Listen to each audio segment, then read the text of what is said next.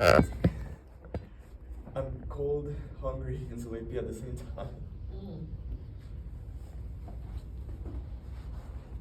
Okay. Round one. Well, first of all, thanks for your time listening. My name is Rafael Oviedo, and I'm like well, the topic is violent games should not be banned. I'm on the side that shouldn't be banned, and I'm having this position because I think that video games are a crucial part in some way to kids nowadays, and even at some point of time now, more than maybe 20, 30 years. It's something that makes kids have fun for a while, even escape from sometimes for reality. Obviously not like I'm not in a de acuerdo, right to be like in a lot of time, but sometimes it's okay, and that's why I'm in this side. Okay. Like he said, first of all, thank you for your time. I'm Eduardo Gutierrez, student at Tecnológico de Monterrey, and I am in the should part of why violent video games should be banned. Look at your opponent. My reasoning for this option is clearly the one that everyone thinks about when they hear violent video games. The impact they have on kids and how that affects directly on their behavior. Getting into the more aggressive part and the more into the more incidents they happen because of this new behavior they develop. Looking at statistics made by the University of Oxford and the company of Newzoo, game analytics company, the country with the most revenue gained by this kind of video games is the United States, and it's also the number one in gunfire incidents by a large margin over countries like China or Japan, which have less than 1% the amount of incidents that the US have. Round two. Okay.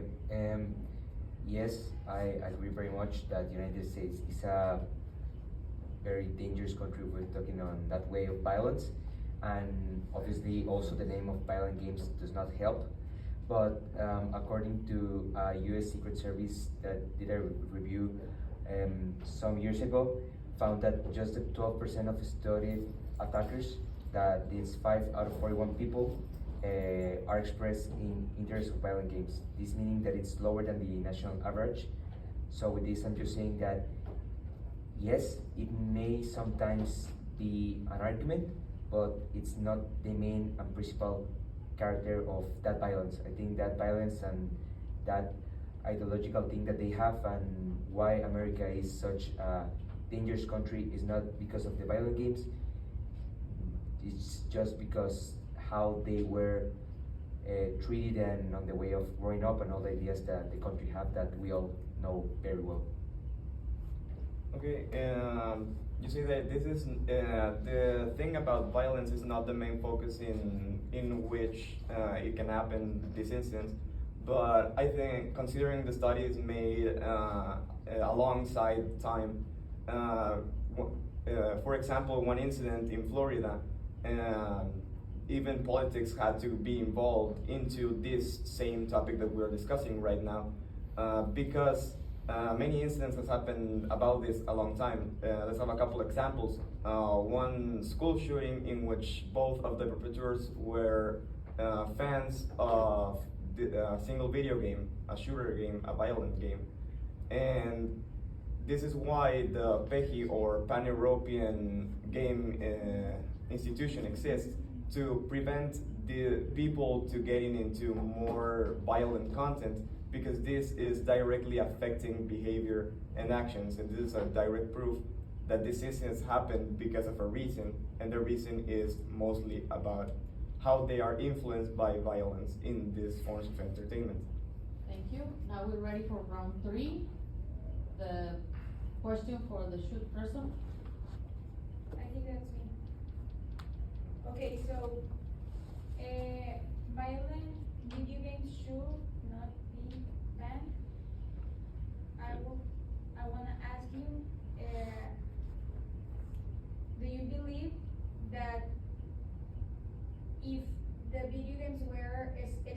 to kids in some point of their age, kids like, I don't know, teenagers or something, it will be more harmful for them than if they were more kids, or maybe some restrictions, like what would you recommend so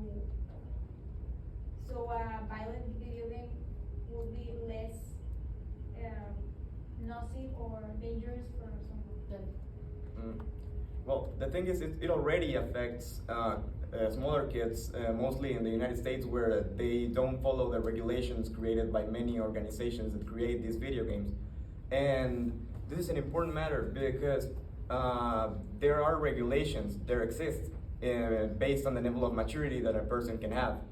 For example, you won't have the same type of game to a 10-year-old to an 18-year-old because the level of maturity is completely different.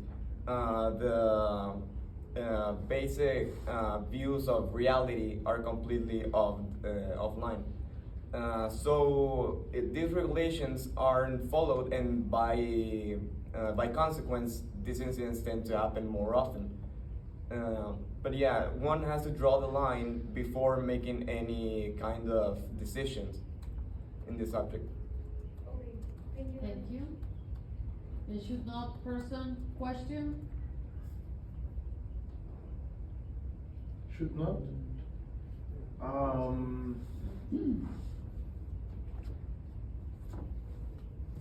Do you think that escaping reality, like you mentioned, is something good for the kids and for the people who play video games? Yes, at certain point it is. Like all the things in life, having too much of something it's also not good.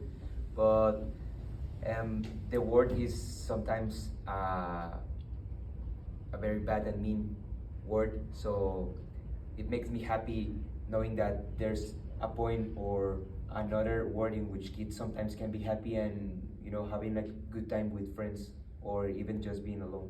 So answering your question, yes, I'm okay with that idea, but in a controlled way.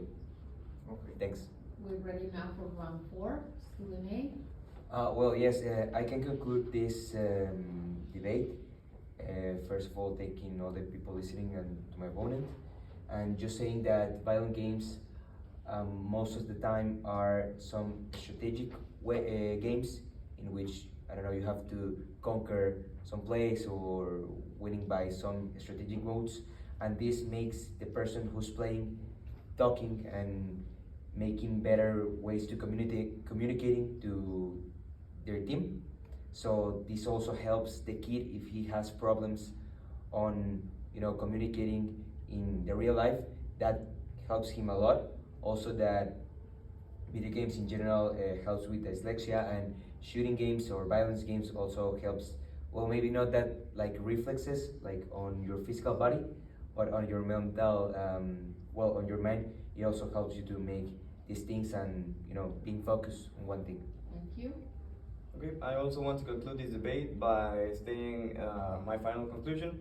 I think it was Clark McCann who once, psychologist Clark McCann, who once said, it's the game that dehumanizes the individual, which is the problem of regarding many of the incidents that happen a long time.